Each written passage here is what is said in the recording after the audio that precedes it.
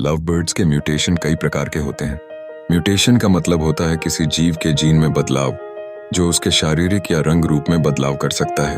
Love birds में कई प्राकृतिक और कृत्रिम म्यूटेशन होते हैं। कुछ प्रमुख म्यूटेशन प्रकार निम्नलिखित हैं। लव बर्ड्स के सामान्य म्यूटेशन एल्बिनो। इस म्यूटेशन में पंछी का रंग सफेद होता है और आंखों का रंग लाल या गुलाबी होता है पेस्टल। इस म्यूटेशन में रंग हल्का और पेस्टल टोन में बदल जाता है जिससे पंछी का रंग म्यूटेड दिखता है।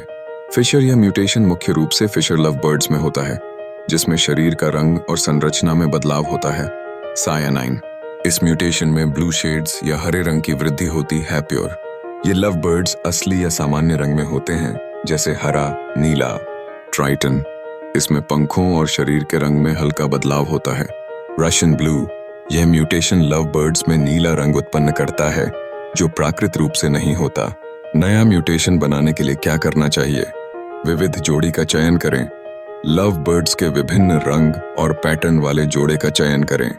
यह महत्वपूर्ण है क्योंकि म्यूटेशन प्रजनन के दौरान पैतृक गुणसूत्रों से संबंधित होते हैं। सही प्रजनन योजना बनाएं। म्यूटेशन उत्पन्न करने के लिए आपको विभिन्न प्रकार के लव बर्ड्स को क्रॉस करना होगा। उदाहरण के लिए, यदि आप एक विशिष्ट रंग या पैटर्न जैसे अल्बिनो या पेस्टल उत्पन्न करना चाहते हैं तो आपको उस प्रकार के गुणसूत्र वाले जोड़े का चयन करना होगा। मात्रा और गुणवत्ता पर ध्यान दें। ब्रीडिंग प्रक्रिया के दौरान यह महत्वपूर्ण है कि आप गुणात्मक चयन करें। यदि आप केवल म्यूटेशन के कारणों पर ध्यान देंगे तो ब्रीडिंग की सफलता पर ध्यान नहीं दे सकते। इसलिए अच्छे स्वास्थ्य और शारीरिक गुणों वाले पक्षियों का चयन करना भी जरूरी है। पीढ़ी दर पीढ़ी प्रजनन।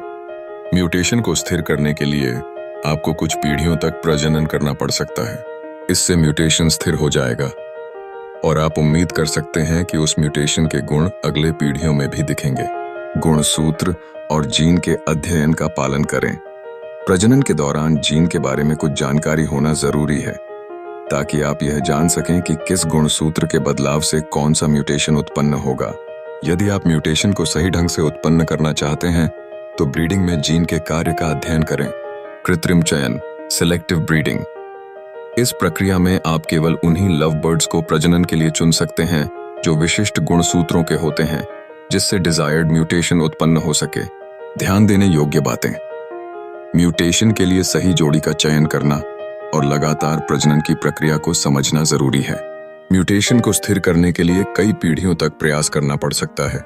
पक्षियों की सेहत का भी ध्यान रखें क्योंकि म्यूटेशन वाले पक्षियों में कुछ स्वास्थ्य समस्याएं भी उत्पन्न हो सकती हैं। यदि आप म्यूटेशन उत्पन्न करने में रुचि रखते हैं तो आपको प्रजनन के बारे में गहरी जानकारी और अनुभव की आवश्यकता होगी।